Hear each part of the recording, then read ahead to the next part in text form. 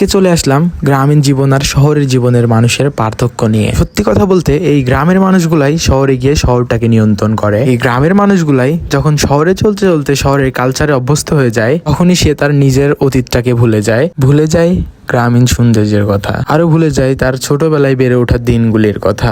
তো আর বেশি কথা বাড়াবো না, চলুন ভিডিওটা শুরু করা যাক। আসসালামু আলাইকুম, হ্যালো এভরিওয়ান। আশা করি সবাই ভালো আছেন, আর আলহামদুলিল্লাহ আপনাদের দয়ায় আমিও ভালো আছি। আপনাদের কাছে একটাই অনুরোধ, ভিডিওটা সম্পূর্ণ দেখবেন, আর আমি যদি ভিডিওতে কোনো ভুল কিছু বলে থাকি অবশ্যই কমেন্টে জানাবেন। তো ভিডিওটা যেহেতু গ্রামীণ জীবন নিয়ে তৈরি, আর যেহেতু গ্রামীণ জীবন বলতে আমরা কৃষিই বুঝি, তো কৃষি থেকেই শুরু করা যাক। এখন মাঠে মাঠে কত ধরনের ফসল ফলে আছে। ফসলগুলা কিন্তু এমনি এমনি আসেনি বা এমনি এমনি হয়নি। ফসলগুলা ফলাতে গ্রামের মানুষের অনেক কষ্ট, অনেক ধৈর্য, অনেক ঘাম ঝরাতে হয়েছে, তবেই না এই ফসলগুলো এই মাঠে সুন্দরভাবে দাঁড়িয়ে আছে। আর আমাদের শহরের মানুষের যে ধারণা গ্রাম মানেই কৃষি, আর গ্রামীণ মানুষগুলা এই কৃষিতেই নির্ভরশীল। হ্যাঁ, এটা আসলেই সত্যি যে আমরা গ্রামের মানুষ কৃষিতেই নির্ভরশীল। তবে তারা এটা জানে না গ্রামীণ মানুষের আসল আনন্দ লুকিয়ে আছে এই কৃষিতে, আর লুকিয়ে আছে তাদের সুন্দর হাসি, লুকিয়ে আছে তাদের সুন্দর মুহূর্তগুলি। দেখুন, গ্রামের মানুষ একটু খুশি হলেই এভাবে সুন্দর রান্না করে মজা করে খাওয়া দাওয়া করে। এবার বেশি খুশি হলে চলে যায় তারা মিষ্টির দোকানে অনেক রকমের মিষ্টি খাইতে। সত্যি কথা কি জানেন, এই গ্রামীণ মানুষগুলাই পারে তাদের সুন্দর মুহূর্ত,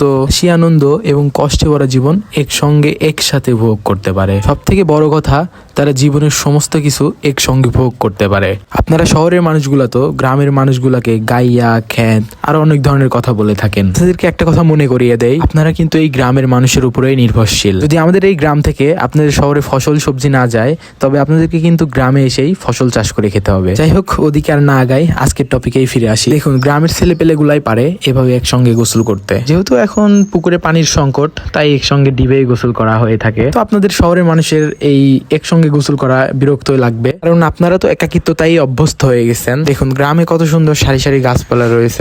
এটা কি জানেন? এটা হচ্ছে তালের রস। কখনো কি খেয়ে দেখেছেন? কোনো একদিন আমাদের গ্রামে আইসেন, খাওয়াই দিব।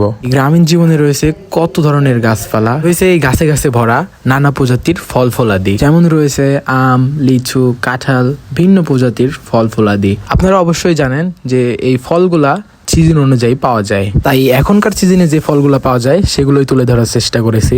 আর এই গ্রামে অনেক পুরাতন গাছপালা থাকে, এই গাছগুলা থেকে আগের মতো আর ফল না পাওয়া গেলে সেই গাছগুলাকে কেটে নতুন গাছ লাগানো হয়। দেখুন, এই গাছগুলো কাটার জন্য কিভাবে একজন আরেকজনের পাশে এসে দাঁড়িয়ে একজন আরেকজনের সাহায্য করতেছে। আসলে গ্রামের মানুষগুলো যাই করুক না কেন, তারা তাদের আনন্দগুলো সেইগুলোর মধ্যেই খুঁজে পায়। আসল আনন্দ তো সেখানেই, যেখানে একজন আরেকজনের পাশে গিয়ে দাঁড়িয়ে তার সুখ দুঃখ, হাসি, আনন্দ একসঙ্গে ভাগাভাগি করে নেওয়া যায়। আর এই কাজগুলো একমাত্র গ্রামের মানুষের মধ্যেই হয়ে থাকে। দেখুন, একসঙ্গে কিভাবে মজা করে গাছের মাথি খাওয়া হচ্ছে। দেখুন, গ্রামের মানুষ সারাদিন কৃষিকাজ করলেও বিকাল টাইম হলেই সবাই একসঙ্গে চাষটালে বসে চা খাওয়া, আড্ডা দেওয়া, ভিন্ন রকমের গল্প করা, এটা হয়েই থাকে। আকাশে হঠাৎ মেঘ দেখলেই শুরু হয়ে যায় বাড়ির আশেপাশের শুকনো জিনিসগুলো ঢেকে রাখা, শুরু হয়ে যায় খেরের পালাগুলো ঢেকে রাখা। আবার যখন ঝড় উঠে যায় তখন কেউ কেউ বাসাতে ঢুকে পড়ে, আবার কেউ ঝড়ের আনন্দ উপভোগ করতে ফাঁকা স্থানে সবাই একসঙ্গে আড্ডা দেয়। আর ছোট ছোট ছেলেপেলেরা ঝড় শেষ হলেই তো শুরু করে দেয় আম ঘোটাঘুটি। আমরাও সেই শৈশবে এভাবে আম কোড়াতাম। আসলে এই গ্রামীণ জীবনে শৈশবটা অনেক সুন্দর।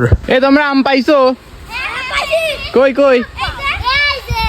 একদিন এরাও আমাদের মতো বড় হয়ে যাবে, বলে যাবে হয়তো এই গ্রামের এই সৌন্দর্যের কথা, হয়তো ভুলে যাবে তাদের এই শৈশবের কথাগুলি। দেখুন, তারা ঝড় শেষে কতগুলি করে আম পেয়েছে। ঝড় শেষে বাসাতে আসার পরে দেখি আমাদের গাছের অনেকগুলি আম পড়ছে, যেগুলো কুড়ায় এনে আম্মু বাসাতে রাখছে। দেখুন, আমাদের গাছে কতগুলি আম পড়ছিল, অনেক আম পড়ছিল আমাদের গাছে।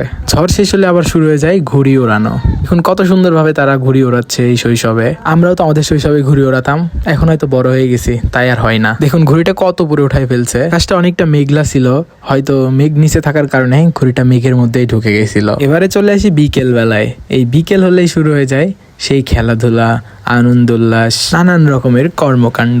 এই বিকেলের সময়টাতে আমরা আমাদের মতো মজা করি, এবং আমাদের থেকে যারা ছোট তারা তাদের মতো মজা করে, আর যারা আমাদের থেকেও বড় তারা তাদের মতো মজা করে। এই বিকেল হলেই এক একজন এক এক রকম ভাবে মজা করে থাকে। এই বিকেলটাতে এক একজন এক এক রকম ভাবে আনন্দ উল্লাস করে তাদের সারাটা দিনের সমাপ্তি ঘটিয়ে থাকে। তো আপনাদেরকে অনেক কথাই বলে ফেলছি, তবে আমি মূলত চেষ্টা করেছি আমাদের গ্রামের জীবন এবং শহরের জীবনের রূপবৈচিত্র্যময় দিকগুলি অনুধারণ করাতে। জানি না আমি কতটুকু পেরেছি, তবে যদি ভুলভ্রান্তি করে থাকি অবশ্যই ক্ষমা দৃষ্টিতে দেখবেন। আর সম্পূর্ণ ভিডিওটি দেখার জন্য অনেক অনেক ধন্যবাদ। শহরের মানুষগুলিকে আমার একটা অনুরোধ, গ্রামের এই সৌন্দর্য দেখার জন্য হলেও গ্রামে আসবেন। আজকের ভিডিওটা এই পর্যন্তই। আল্লাহ হাফেজ।